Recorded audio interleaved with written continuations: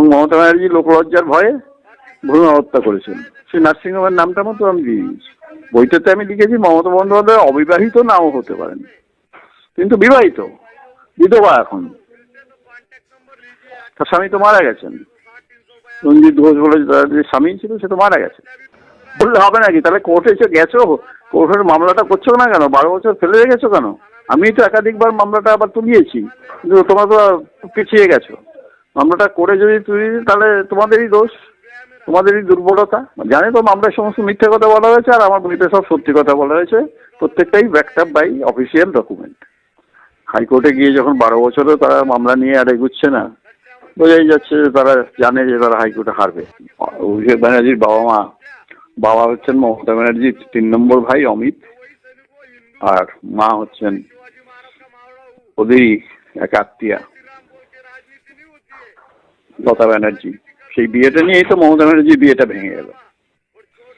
সেই বিয়েটার প্রতিবাদ করেছিলেন বলেই রঞ্জিত ঘোষ, মমতা ব্যানার্জির স্বামী, তিনি আর বাড়ি ঢুকতে পারলেন না। ছ ভাই মিলে তাকে মেরে বার করে দিয়েছিল বাড়ি থেকে। মমতা ও পরের ভাই অসীমের স্ত্রী ঝাঁসি, সে এটা ইলিগাল ওয়েতে গর্ভবতী হয়ে পড়েছিল। সেই লোকলজ্জা হওয়ার জন্যই সেই গলায় ফাঁসি দিয়ে আত্মহত্যা করেছিল। তাতে যাতে ফাঁসির পরে তো পুলিশ তার মৃতদেহ নিয়ে গিয়েছিল, পোস্টমর্টমের ব্যবস্থা করছিল। সেই সময় তিনি জ্যোতি বসু আর বুদ্ধদেব ভট্টাচার্যের হাতে পায়ে ধরে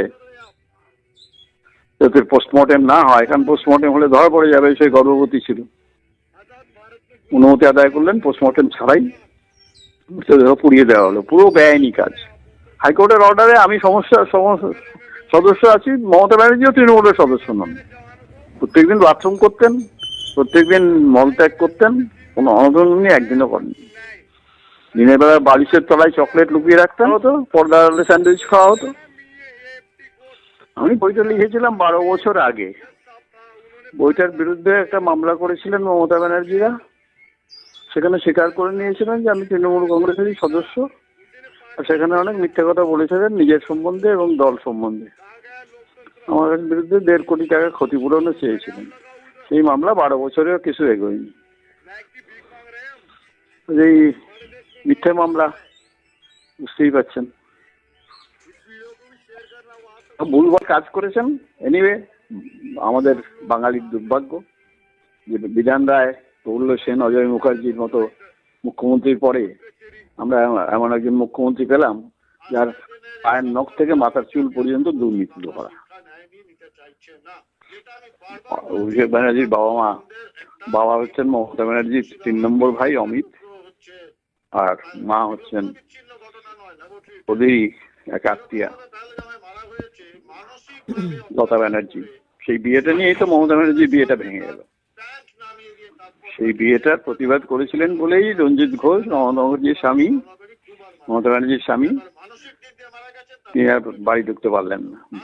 ছ ভাই মিলে তাকে মেরে বার করে দিয়েছিল বাড়ি থেকে। মমতা ব্যানার্জি তখন একা কিছুই করতে পারেননি, তখন তো তার তিনি চিফ মিনিস্টার নন, তখন তারা ভাই বোন। অভিষেক ব্যানার্জির বাবা আর অভিষেক ব্যানার্জির মা, তারা মাসতুতো মামাতো ভাই বোন।